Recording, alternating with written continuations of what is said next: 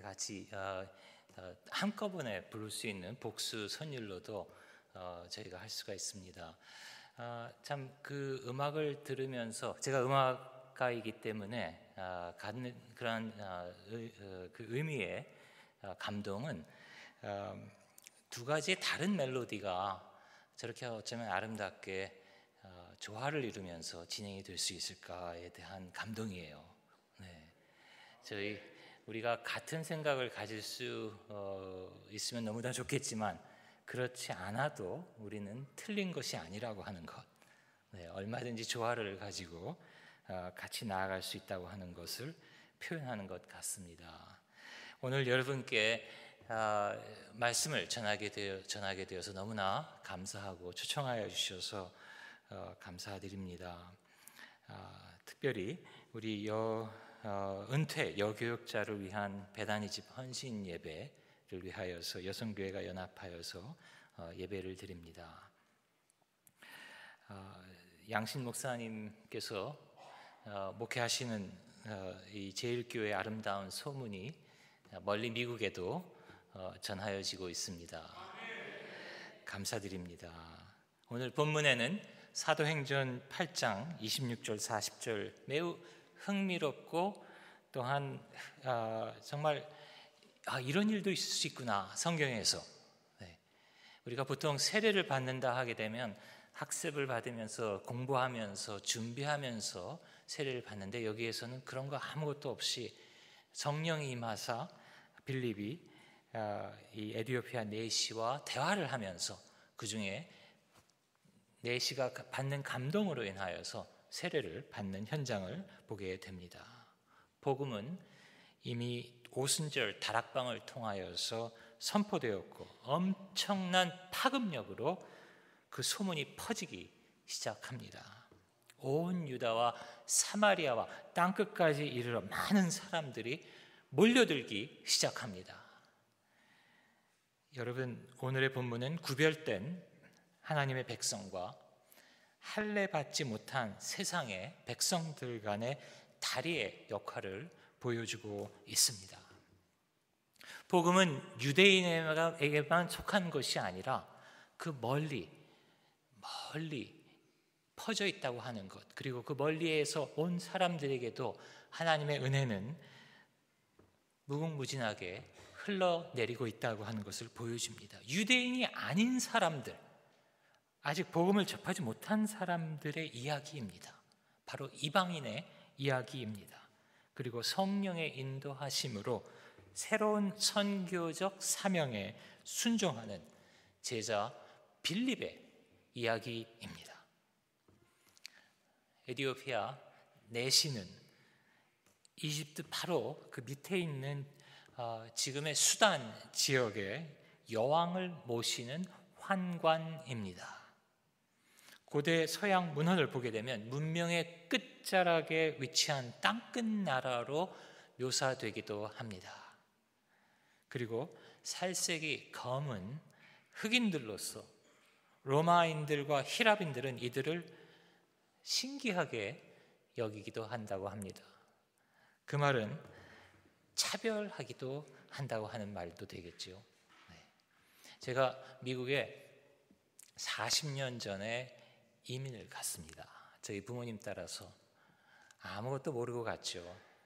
저희 동네에서 나와서 처음 탄 것이 비행기였고 그 비행기가 도착한 것이 미국의 필라델피아였습니다.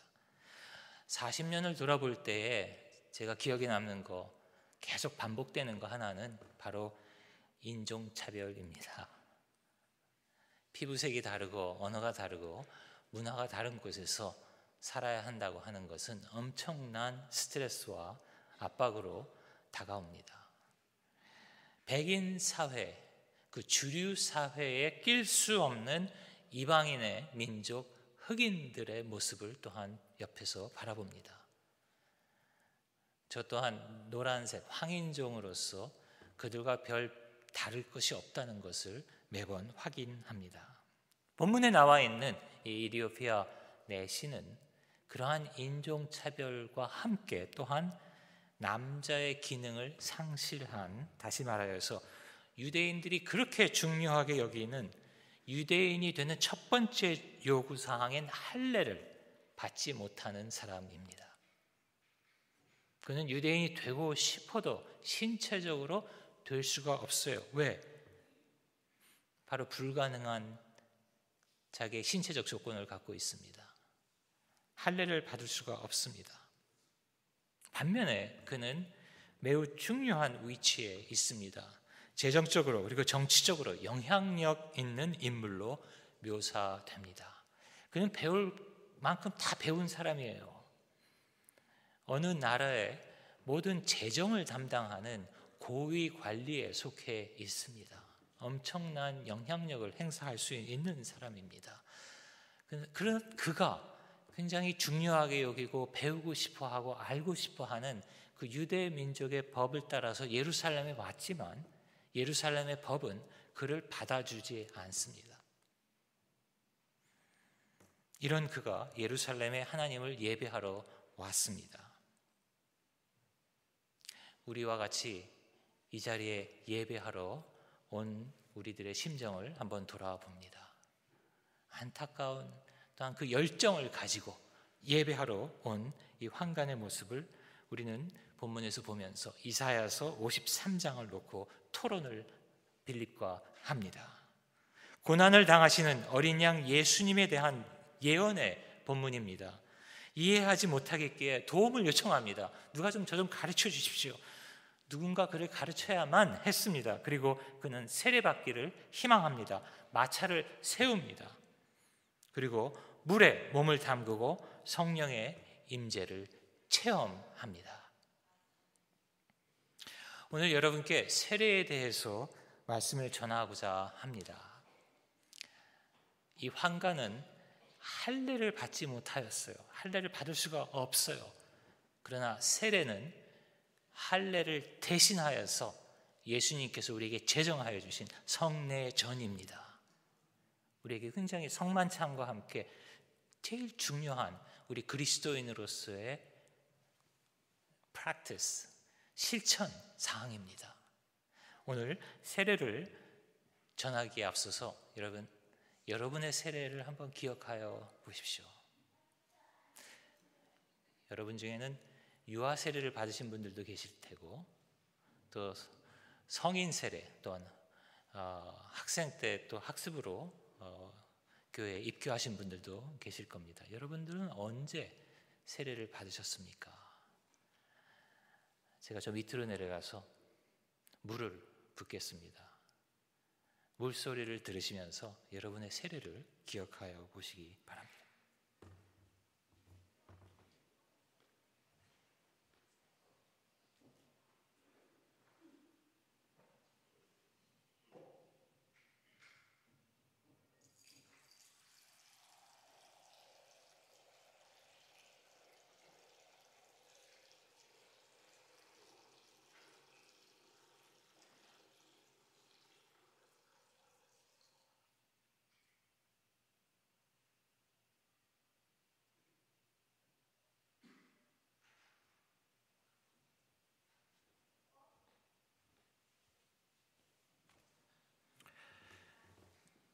먼저 세례는 옛것을 버리고 새 삶을 살기를 인도하시는 예수 그리스도의 초청입니다.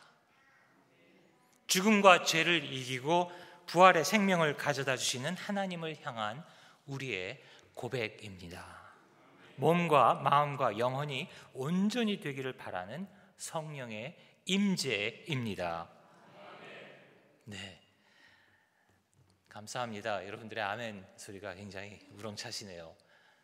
여러분들의 세례에 대한 확신이 이 자리에 있으신 줄 압니다. 세례는 또한 새로운 시작입니다.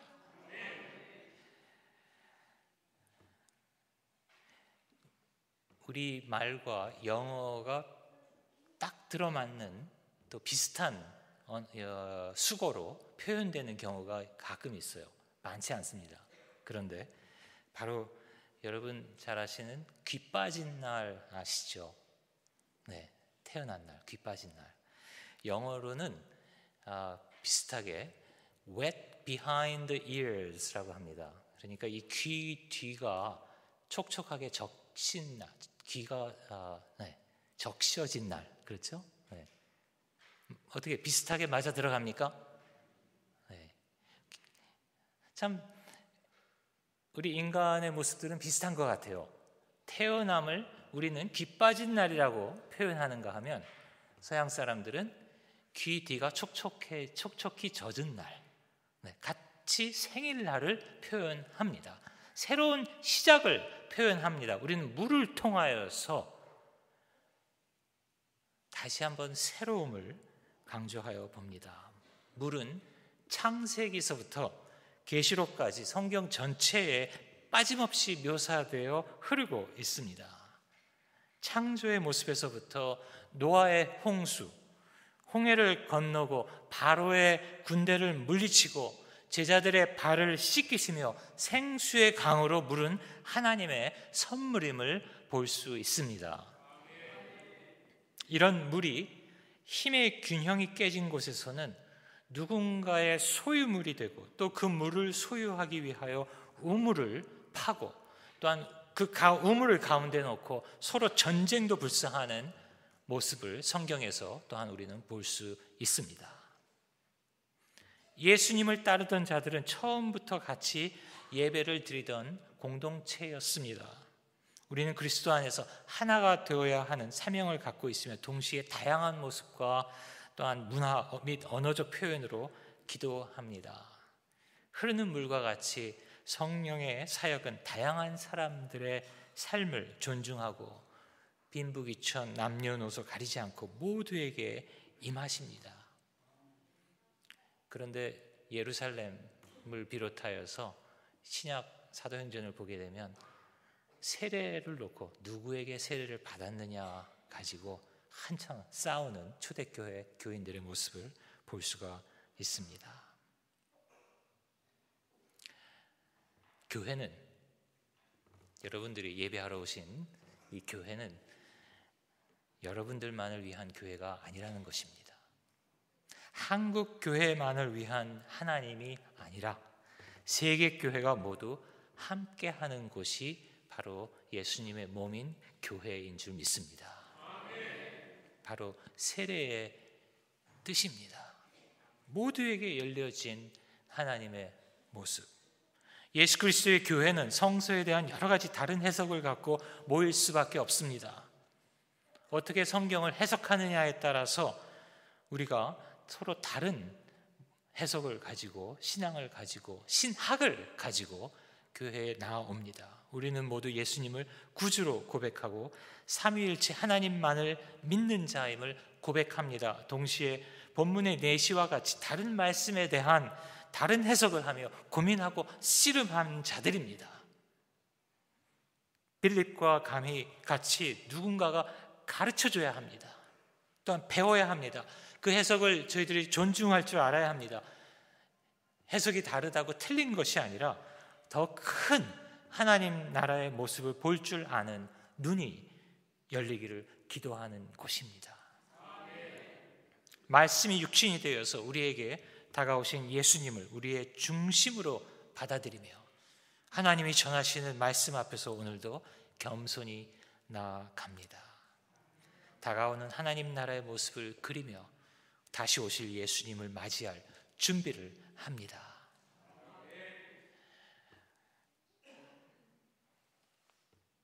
7시 30분 주일 저녁 시간에 이렇게 여러분 같이 열심히 모이는 교회가 이제 많지 않습니다.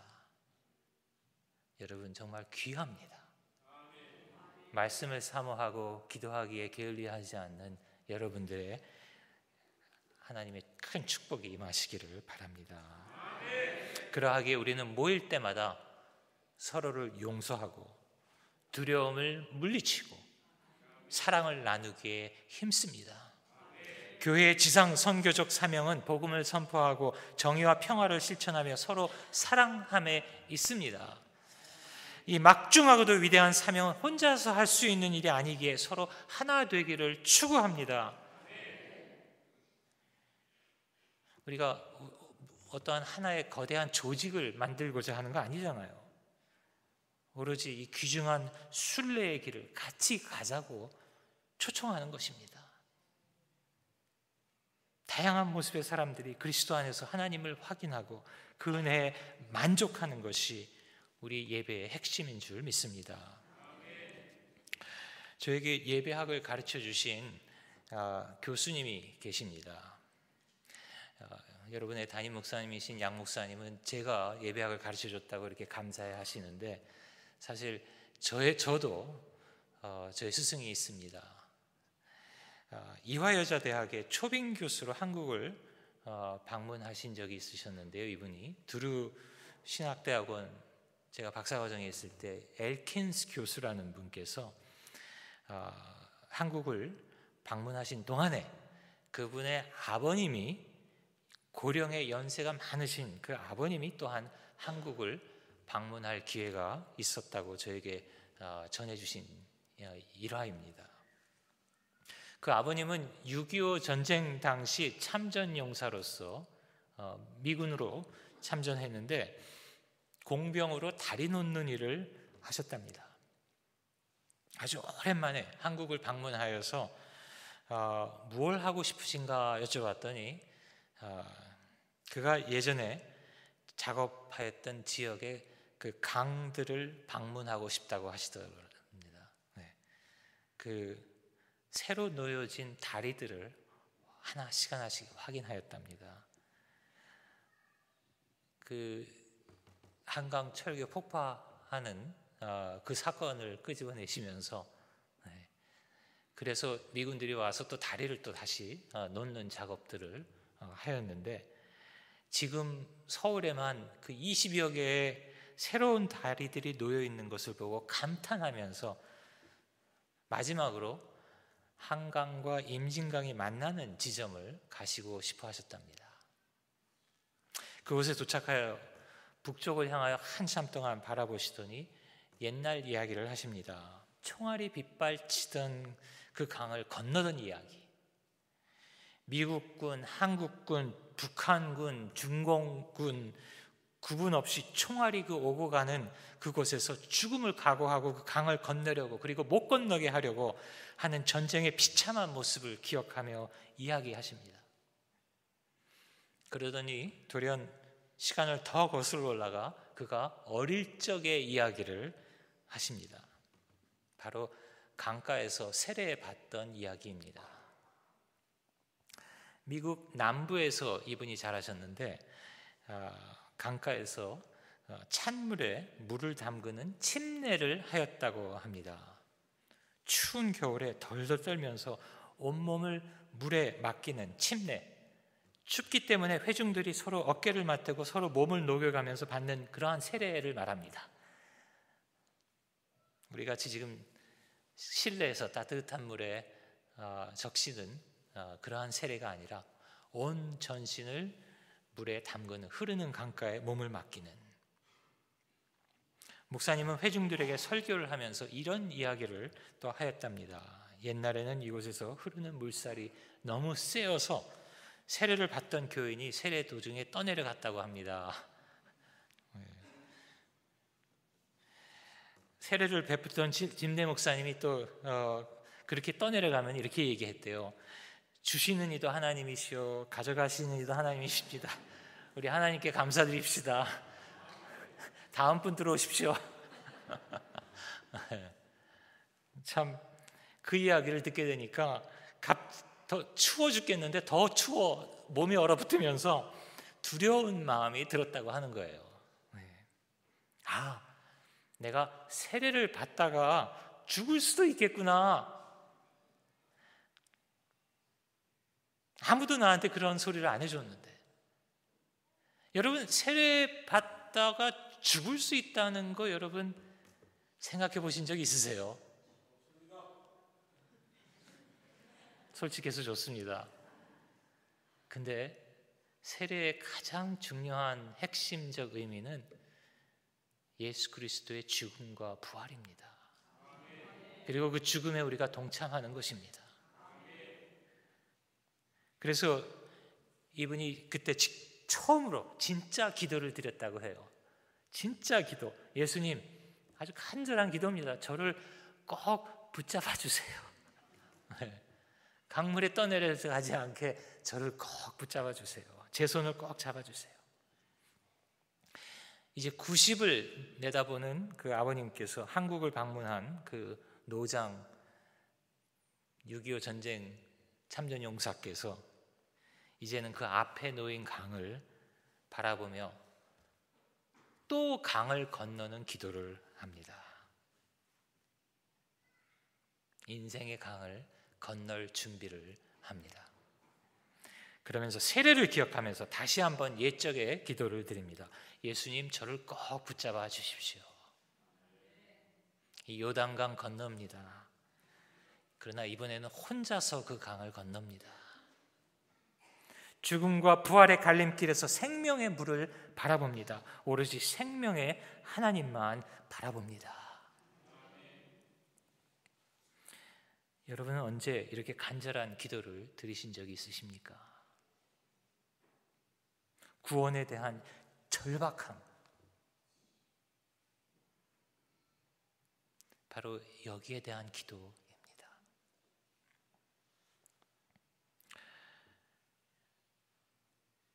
트럼프 미 정부가 요새 북한 핵 문제와 관련되어서 오히려 한국에서는 정말 평안해요. 근데 제가 살고 있는 미국에서는 난리입니다.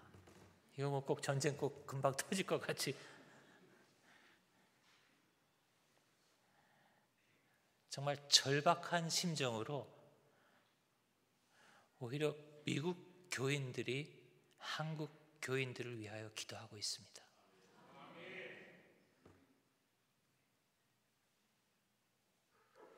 물은 또한 깨끗이 씻어줍니다.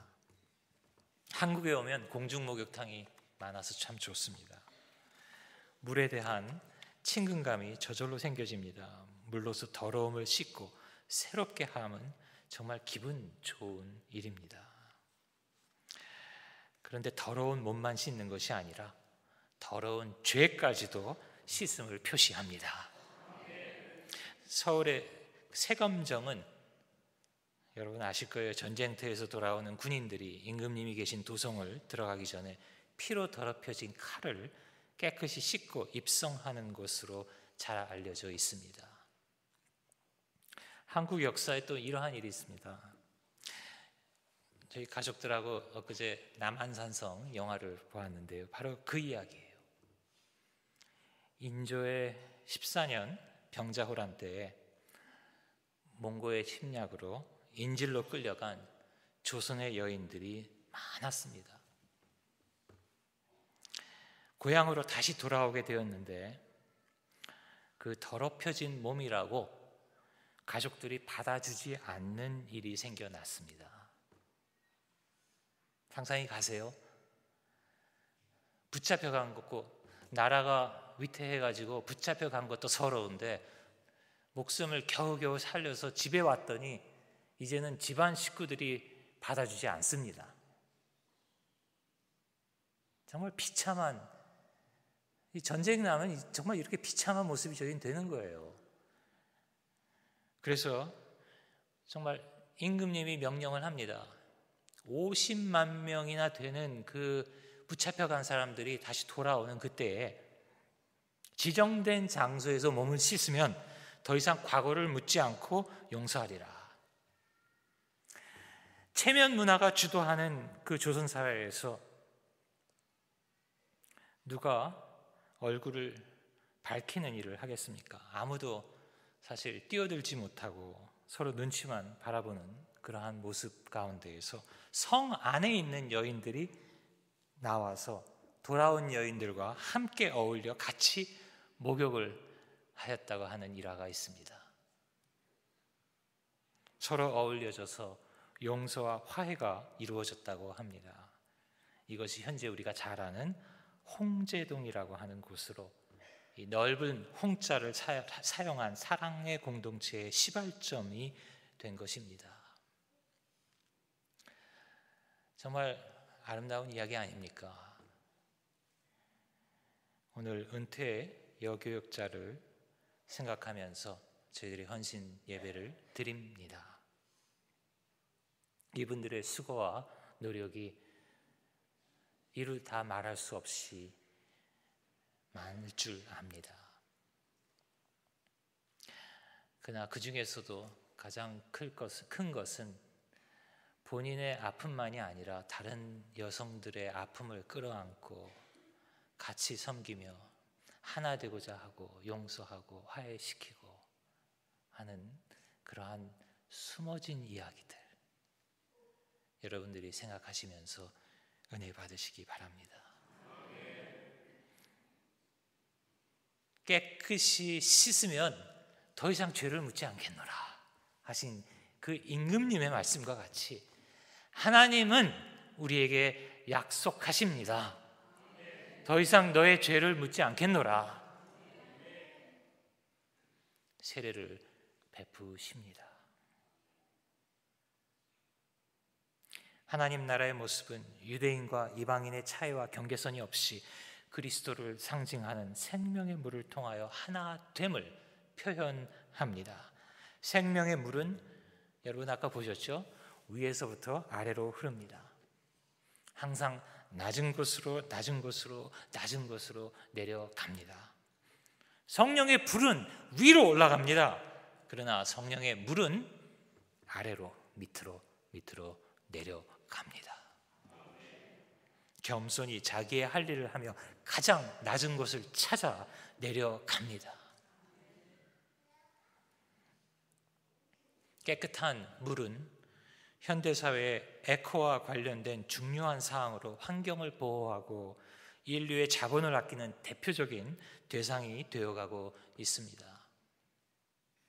생명을 대표하는 필수 사항입니다. 이 세상에 더러운 물은 존재하지 않습니다. 오로지 인간의 욕심과 우매함이 깨끗하고도 순결한 물의 길을 막아 흐르지 않고 고이게 하여서 환경을 더럽히고 부패하게 합니다. 성령의 물은 우리가 결코 소유할 수 없는 하나님의 선물입니다.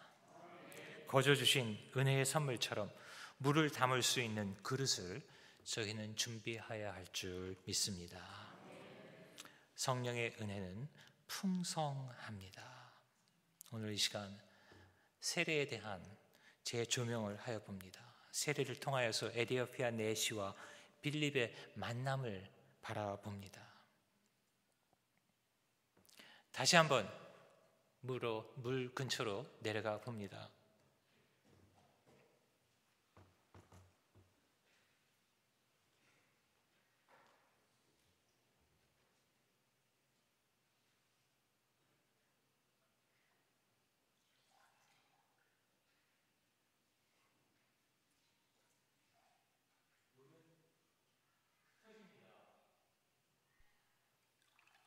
씨앗과 같이 뿌리는 역할을 합니다. 감자상을 제가 망치는 것이 아니라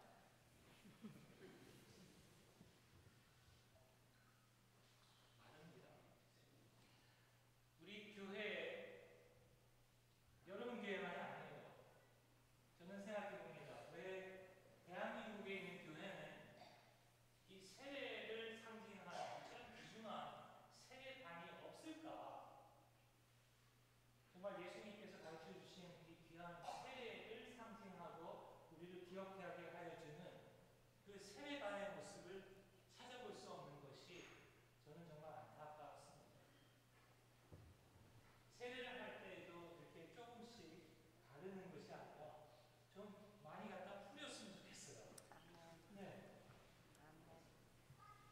물에 풍성이 젖는 하나님 은혜의 모습 좀 표현했으면 좋겠어요. 네. 너무나 잊혀져 가고 있는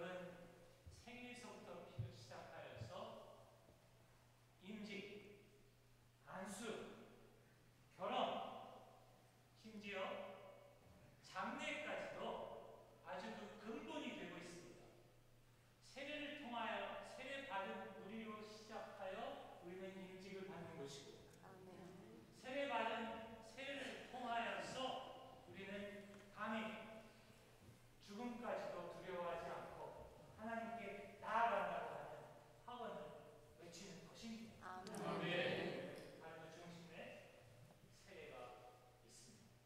아멘. 아멘.